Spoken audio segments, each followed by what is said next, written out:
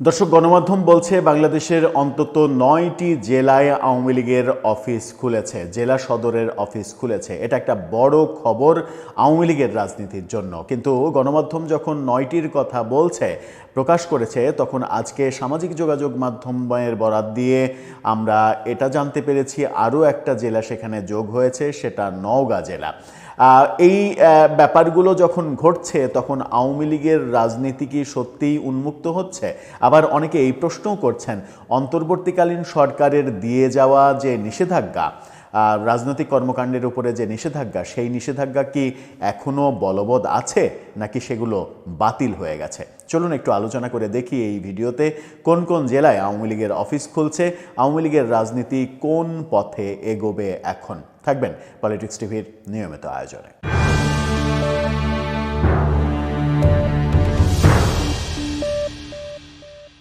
দর্শক, বলছিলাম অন্তত ৯ জেলায় আওয়ামী লীগের অফিস খোলার খবর দিচ্ছে গণমাধ্যম সমকাল। আমরা আজকে নতুন আরেকটা যুক্ত হতে দেখেছি এই খবরের বাইরে, সেটা নওগাঁ জেলায়। সমকাল যেটা বলছে তাদের শিরোনামটা দেখে নিন। সেখানে বলছে ৯ জেলায় আওয়ামী লীগ কার্যালয় খুলল। সেখানে তারা বলছে যে 18 মাস পর নোয়াখালী, বরগুনা, কুড়িগ্রাম, নারায়ণগঞ্জ, শরীয়তপুর, হবিগঞ্জ, রাজবাড়ী, চট্টগ্রাম এবং দিনাজপুরের পার্বতীপুরে উপস্থিতি জানান দিয়েছে কার্যক্রম নিষিদ্ধ আওয়ামী লীগ এবং তার অঙ্গ সংগঠন।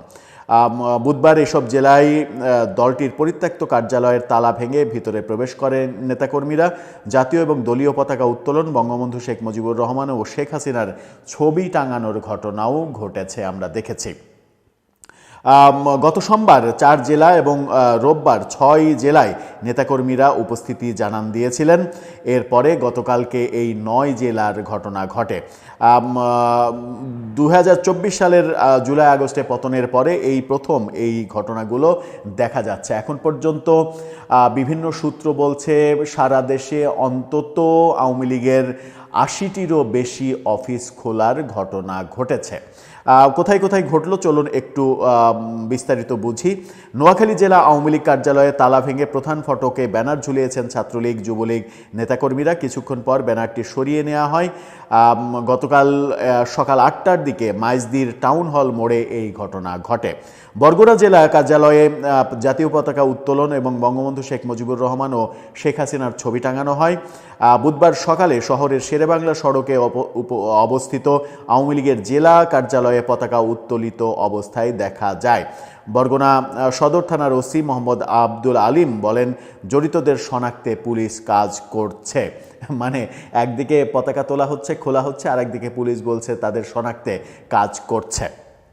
নারায়ণগঞ্জ নগরীর 2 নম্বর রেলগেটে জেলা ও মহানগর কার্যালয়ের সামনে গতকাল দুপুর 2টায় দলীয় স্লোগান দিয়েছেন 5-6 জন কর্মী। ঘটনার ভিডিও ধারণ করেছে সাংবাদিকরা। ভিডিওতে দেখা যায় আওয়ামী লীগ কর্মীরা মহানগর দলীয় কার্যালয়ে ব্যানার টাঙাচ্ছেন। হবিগঞ্জ জেলা কার্যালয় খোলার কয়েক ঘন্টা পর আগুন দেওয়ার ঘটনা ঘটেছে। ওইদিকে হবিগঞ্জে খুলেছে, তারপরে আবার আগুন দেওয়ার ঘটনা ঘটেছে। সকালে শহরের টাউন হল এলাকায় জেলা কার্যালয়ে জাতীয় পতাকা, দলীয় পতাকা উত্তোলন করা হয়। এর কয়েক ঘন্টা পর দুপুরে হঠাৎ করে ভবনের ভেতরে আগুন জ্বলতে দেখা যায়। রাজবাড়ী জেলা কার্যালয়ে বঙ্গবন্ধু শেখ মুজিবুর রহমান এবং শেখ হাসিনার ছবি টানানো হয়। কটি ব্যানার ঝুলতে দেখা গেছে।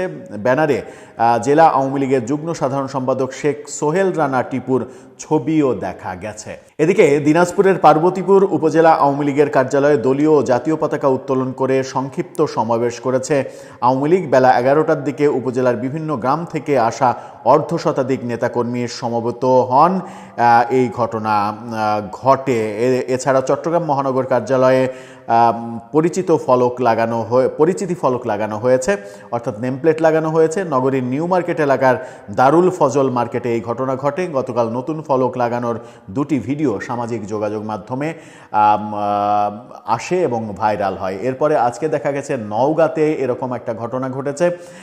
সব মিলিয়ে দেশের বিভিন্ন প্রান্ত থেকে এ যাবৎ পর্যন্ত 80টিরও বেশি আওয়ামী লীগের অফিস কার্যালয় খোলা, পতাকা উত্তোলন, ছবি টাঙানো, এই ঘটনাগুলো ঘটেছে। 2-3 জায়গায় বিচ্ছিন্নভাবে এই ঘটনা ঘটার পরে আবার ভাঙচুর, আগুন, মবের ঘটনা ঘটেছে।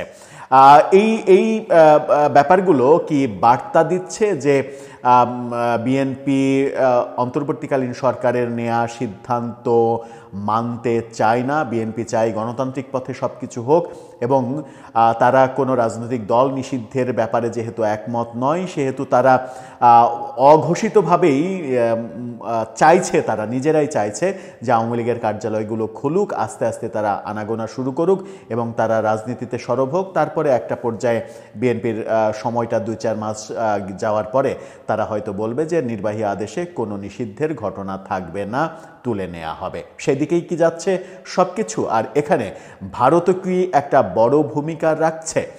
বিএনপি নির্বাচনে জিতেছে আওয়ামী লীগের ভোট নিয়ে, এরকম অভিযোগ আজকে নাহিদ ইসলামকেই করতে শোনা গেছে। নাহিদ ইসলাম অভিযোগ করেছেন আওয়ামী লীগের ভোট ব্যাংক পুরোটাই বিএনপিকে ভোট দিয়েছে। তাহলে প্রশ্ন হচ্ছে, আওয়ামী লীগের ভোট ব্যাংক পুরোটাই যদি বিএনপিকে ভোট দেয় তাহলে আপনারা কি করলেন? আপনাদের জোটের প্রধান দলও তো আওয়ামী লীগের ভোট ব্যাংকের দিকে হানা দেওয়ার অনেক চেষ্টা করেছে এবং আমরা জানি যে তারা অনেক ভোট আওয়ামী লীগের পেয়েছে বলেই শেষ পর্যন্ত তাদের ভোটের হার 32%-এ গিয়ে ঠেকেছে। সুতরাং আওয়ামী লীগের ভোট অনেকেই পেয়েছে, সম্ভবত এনসিপি ছাড়া। এনসিপির শাপলাগলিতে আওয়ামী লীগের লোকজন হয়তো ভোট মারেনি, তাছাড়া বিভিন্ন দিকে বিচ্ছিন্নভাবে আওয়ামী লীগের ভোট প্রায় সব দিকেই গেছে। এই বাস্তবতা যখন আমরা জানি, তখন নাহিদ ইসলাম এককভাবে বিএনপি আওয়ামী লীগের ভোট ব্যাংক কাজে লাগিয়ে জিতেছে এবং জেতার পরে ফ্যাসিস্টকে পুনর্বাসনের কাজ করছে বিএনপি, এরকম অভিযোগ আজকেই সংবাদ সম্মেলনে দুপুরের পরে তিনি বলেছেন। দর্শক, আপনার মতামত এ ব্যাপারে জানিয়ে লিখতে পারেন আমাদের কমেন্ট বক্সে।